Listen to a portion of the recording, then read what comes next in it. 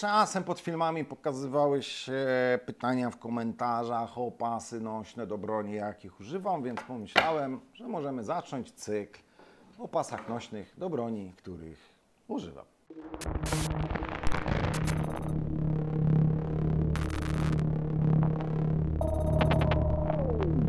A na pierwszy ogień pójdzie mój pierwszy, najstarszy i taki pierwszy w ogóle prawdziwy mój pas typowo do broni, czyli tak zwany sling.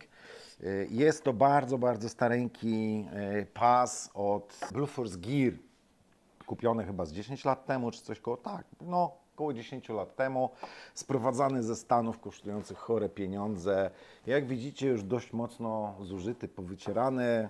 Nawet kiedyś gdzieś była taka wprasowanka z nazwą i logiem producenta, ale już jej nie ma. Swojego czasu wyznacznik standardów, jeśli chodzi o slingi, o pasy nośne do broni. No obecnie to się troszeczkę zmieniło. Teraz pasy robi się troszeczkę już inaczej.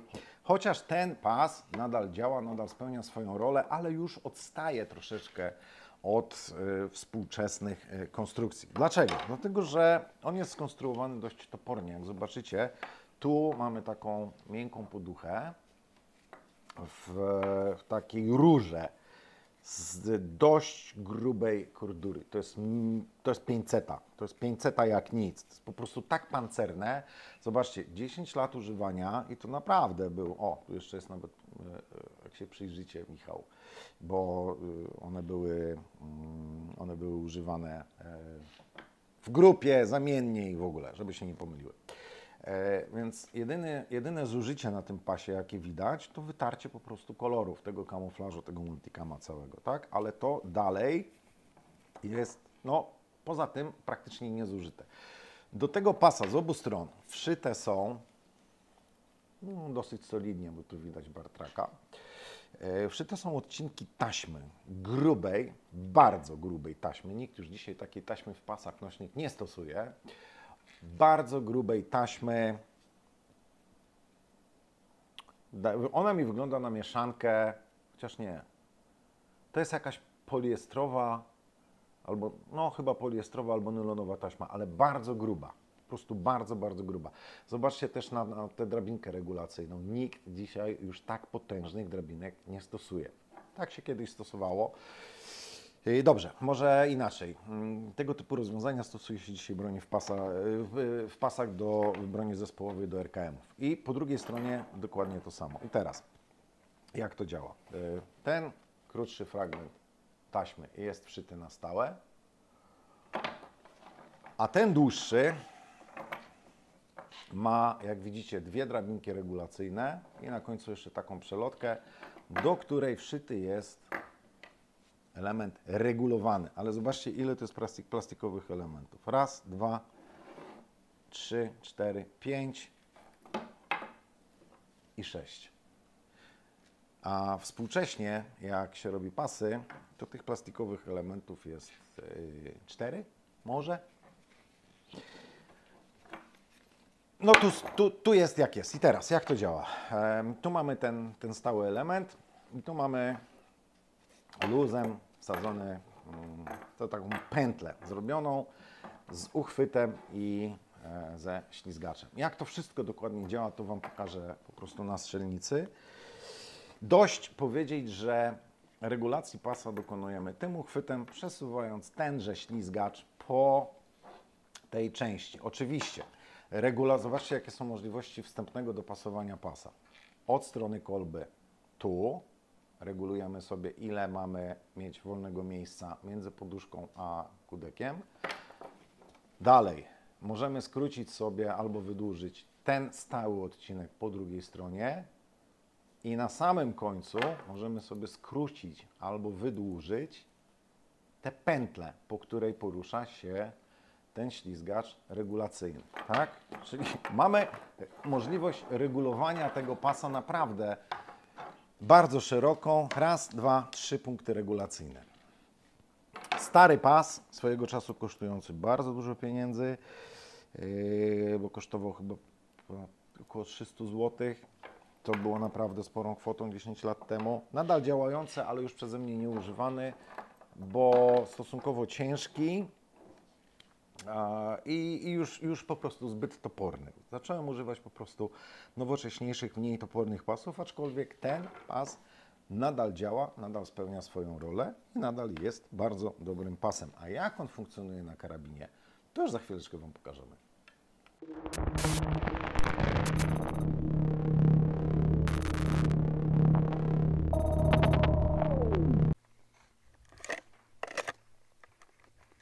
Co tak gmerasz? Wziąłem nie tę kaburę, ale to nie ma znaczenia. I tak nie strzelamy dzisiaj z pistoletu. Mój pierwszy pas, tak? Kiedyś jego kupiłem 8 lat temu. Pierwszy taki naprawdę fajny sling do broni, nieprzekombinowany, prosty w obsłudze. No i teraz tak, ja mam go dopasowanego tak.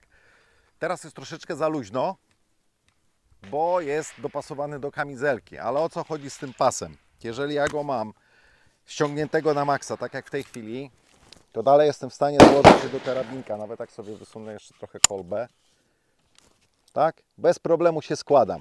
Z przejściem na drugą stronę już nie, bo już się tu zablokuje. Ale jeżeli rozciągnę go na maksa, to zobaczcie. Pyk. Tak? Bez najmniejszego problemu jestem w stanie przejść na lewą rękę.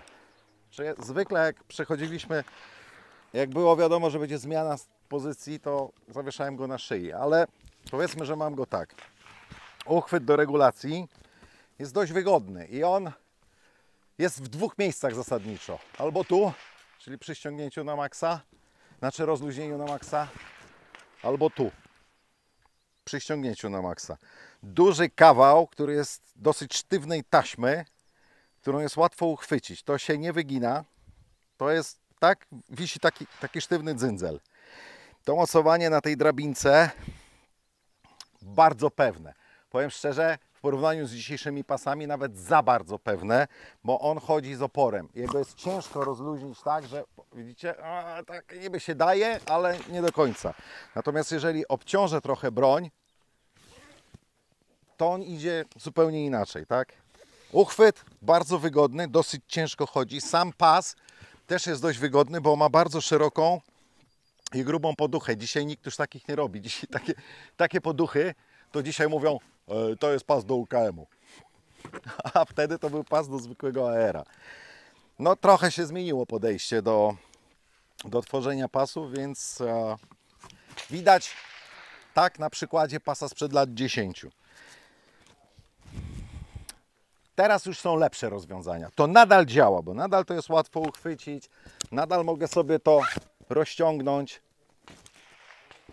ale ja już jestem przyzwyczajony do tych nowszych rozwiązań, które chodzą luźno i bardzo pewnie się blokują.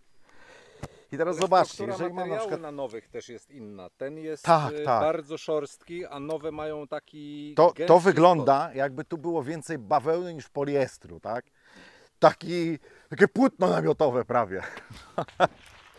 No ale 10 lat i działa dalej, tak? No i teraz tak, mam go tutaj, ten karabinek, tak, że sobie tutaj mogę zrobić przejście z postawy z prawej na lewą, ze słabej na silną i tak dalej. No ale muszę ten karabinek na przykład odwiesić na plecy. To ściągam go, przerzucam na plecy i gdybym był w kamizelce, to by wszystko zagrało, ale nie jestem. Bo tak jak mówię, on jest dopasowany do kamizelki, ale mogę go spokojnie wrzucić na plecy i jest ok. Nawet jeżeli mam go ściśniętego na maksa, tak jak w tej chwili, strzelam i muszę zrobić przejście, no to ten karabin też mi się tu nie będzie nigdzie pętał, tak? Jest ok. Potem sobie wracam, mogę go rozciągnąć, ściągnąć. Wymaga to trochę siły, ale działa. Pokazywałem Wam, że dużo tych drabinek, tu jest tylko jedna, a z tyłu jest ich więcej. No, kawał starego, solidnego pasa, którego już praktycznie nie używam, dlatego jest na przykład niedopasowany, bo był dopasowany pod kamizelkę, a który nadal mam z sentymentu, bo Był to mój pierwszy prawdziwy pas do mojego pierwszego aera. Tyle. Dość gadania, bo to nie może być długie, o ile można o pasie. Na koniec tradycyjne podziękowania za wszystkie subskrypcje, lajki, komenty, za Patronite'a. To Wy współtworzycie ten kanał. Banalne, ale będę to powtarzał do bólu. Nie wypiął mi się mikrofon? Wypiął mi się mikrofon. Będę to powtarzał do bólu i będę Was zachęcał do lajkowania, subowania, bo uczestniczenia w programie Patronite. Tyle. Do zobaczenia, mam nadzieję, wkrótce w następnym filmie.